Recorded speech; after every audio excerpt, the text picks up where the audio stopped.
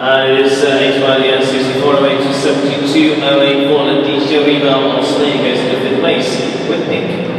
Tenemos en pista la Amazona que ahora mismo lidera la clasificación con su primer caballo, con Championess. Segunda salida a pista para ella, monta ahora Amigo Cascada, Johannes Van Allen, Irlanda. And leading the way so far, back with a second ride now is Johan Sloan Allen, this time with Amigo Cascada.